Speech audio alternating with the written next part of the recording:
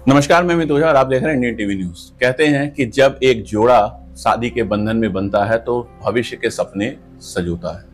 लेकिन शादी के 9 दिन बाद भविष्य के सपने सजोए इंदौर के रहने वाले मेघालय की हसीन वादियों में जब अपने हनीमून के लिए गए होंगे तो उन्हें बिल्कुल अंदाजा नहीं होगा कि उनका ये सफर उनकी जिंदगी का आखिरी सफर साबित होगा। अत्यंत ही दुखद अंत हुआ इस नवविवाहित जोड़े का। इंदौर निवासी राजा रघुवंशी की डिकम्पोज बॉडी जंगलों में पाई गई। राजा का पार्थिव शरीर गृहनगर पहुंचा तो हर किसी की आंखें नम थी। पत्नी सोनम का अभी तक कुछ पता नहीं चला है। अनहोनी की आशंका सबको है। 11 मई को राजा और सोनम की शादी हुई थी। शादी के 9 दिन बाद 20 मई को दोनों इंदौर से गुवाहाटी असम पहुंचे। फिर वहां किसी ने शिलांग यानी मेघालय के रूट ब्रिज, पेड़ों की जो जीवित जड़ें हैं जिनसे एक पुल बनता है, की तारीफ की तो दोनों 22 मई को वहां पहुंच गए। 23 मई को ओसरा हिल्स जाने के लिए किराए पर एक स्कूटर लिया और 23 को ही सोनम की आखिरी बार अपनी सास से बात हुई। इसके बाद से किसी से दोनों का कोई संपर्क नहीं हुआ। इसके बाद किसी अनहोनी की आशंका से हड़कंप मच गया। मेघालय राज्य के मुख्यमंत्री, मंत्री, केंद्रीय मंत्री तक ने इसको संज्ञान में लिया। मेघालय सरकार ने तुरंत खोजबीन कर कार्रवाई शुरू की, लेकिन जिस दुर्गम इलाके में दोनों लापता हुए वहां बारिश और कोहरा होने से रेस्क्यू कार्य प्रभावित हुआ। दोनों के लापता होने के 11 दिन बाद राजा का सड़ा हुआ शव एक खाई में मिला, जबकि सोनम का कुछ पता नहीं चला है।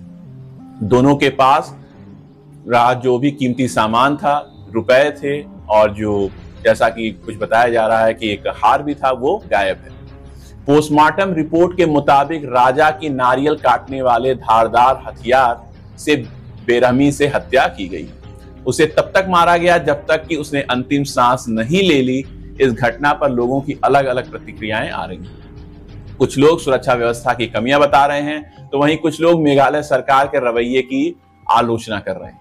सरकार की ने अपनी तरफ से तो कोशिश की है, लेकिन इस दुखद घटना से भविष्य के लिए बहुत कुछ सीखने को भी मिल रहा है। एक बुजुर्ग से जब बात हुई तो उन्होंने पुरखों के रीति रिवाज की याद दिलाई। बताया कि एक समय था जब शादी के बाद पहली संतान होने तक बहू घूमने नहीं जाती थी, जिसे आज दकियानूसी सोच कहा जाता है। शादी के बाद 1.25 महीने तक बाहर नहीं जाने की प्रथा का तो कई जगह आज भी पालन होता है।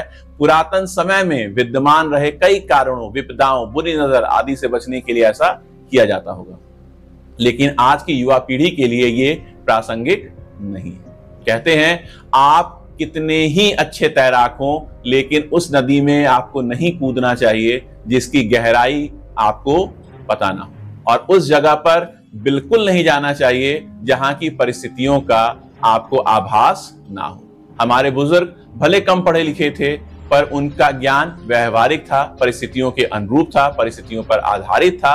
राजा और सोनम एडवेंचरल हनीमून की तलाश में अकेले ही ऐसी जगह निकल गए जिसके दूसरे पक्ष के बारे में उन्हें पता ही नहीं था। जिस जगह से दोनों गायब हुए, अगर मीडिया रिपोर्ट्स की ही मानते हैं तो उसके मुताबिक वह जगह खतरनाक अपराधियों के गिरोहों का इलाका है। वो इलाका चेरापूंजी का वह क्षेत्र है जहां बारिश और कोहरा होना आम बात है। पानी की वजह से पहाड़ी और खाई के रास्ते फिसलन भरे हैं, जहां जाने से पहले ट्रेकिंग की ट्रेनिंग लेकर ग्रुप के साथ जाना ही समझदारी मानी जाती है। बाहर ट्रेवल करते समय कीमती सामान, ज्वेलरी, महंगे गैजेट्स, रुपए लेकर जाना वैसे भी अपराध और अपराधियों को न्योता देने के बराबर। राजा और सोनम अपने साथ कीमती सामान लेकर गए थे। ये उनका खुद का जोखिम भरा निर्णय था। अनजान और सुनसान जगह जाने का निर्णय वैसे भी जोखिम भरा ही होता है। ये जोखिम तब और बढ़ जाता है जब साथ में आपके कोई लड़की हो। हम जहां रहते हैं और खुद को सुरक्षित मानते हैं, वहां भी आसपास के कुछ इलाके ऐसे हैं जहां पर बाइक से पत्नी के साथ रात में लेकर जाने में बचते हैं, और यदि कुछ कीमती सामान हो तो उस रास्ते से और भी जाने से बचने की कोशिश करते हैं। राजा और सोनम इंदौर में रहते हैं। आपको बताते चलें कि सफाई के मामले में 1 नंबर का शहर इंदौर है, लेकिन उसी शहर इंदौर में महू के बड़गौदा थाना क्षेत्र के अंतर्गत जाम गेट के नजदीक फायरिंग रेंज में 11 सितंबर 2024 की रात को 2 सैन्य अधिकारियों से मारपीट करके लूट की घटना हुई और उनकी महिला मित्रों ने गैंगरेप का भी अपने साथ आरोप लगाया था, जिसकी देश भर में चर्चा हुई थी। ऐसी घटनाओं से भी यदि हम सतर्क ना हो तो फिर इसे क्या कहा जाए?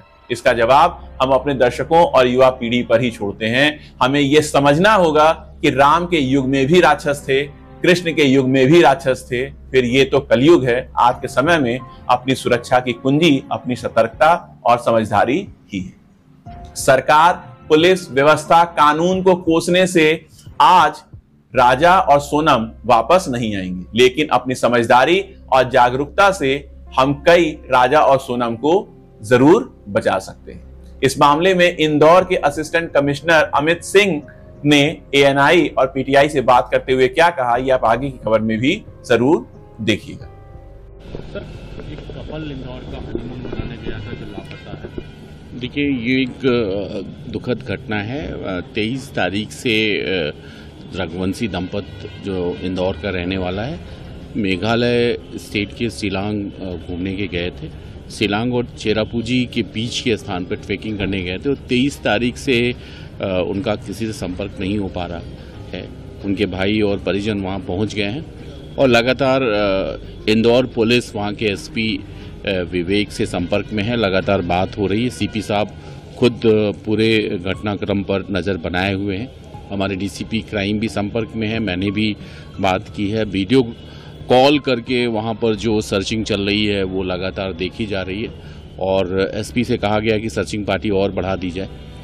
इन्होंने एक्टिवा गाड़ी ली थी और ये उस पहाड़ी इलाके में घूमने के लिए निकले थे। अमूमन जो न्यू कपल हैं वहाँ पर जाया करते हैं, लेकिन क्या हुआ, क्या मिसहैपनिंग हुई, जब तक वो सकुशल नहीं मिल जाते तब तक कुछ कहा नहीं जा सकता। किसी तरह का सामान, मोबाइल वगैरह या कुछ? बगल के होटल से उनका सामान मिला हुआ है, लेकिन अभी तक उनका मोबाइल और मोबाइल से संपर्क दोनों नहीं हो पाया है। जैसे ही कोई जानकारी मिलेगी आपको बताया जाएगा। परिजनों से बात हुई तो क्या कुछ फोन वोन या कुछ इस तरह का? देखिए, परिजन 23 तारीख को ही लास्ट में बात किए हैं, फिर 24 से उन्होंने फिर ट्राई किया और जब 24 घंटे तक लगातार उनसे संपर्क नहीं हो पाया, देन फिर वो यहाँ से गए और उन्होंने फिर सारी चीज़ें को मॉनिटर करना शुरू किया और उन्होंने भी अपनी चिंता व्यक्त की। यहाँ पे सीपी सर से भी उनके परिजन मिले थे और लगातार डीसीपी क्राइम, मैं और सीपी सर सभी वहाँ की पुलिस से संपर्क है और डीजीपी सर ने भी वहाँ के इस मामले को गंभीरता से लिया है। शीघ्र ही जानकारी मिलेगी। जोड़ा काहे के लिए गया था सर ये? अरे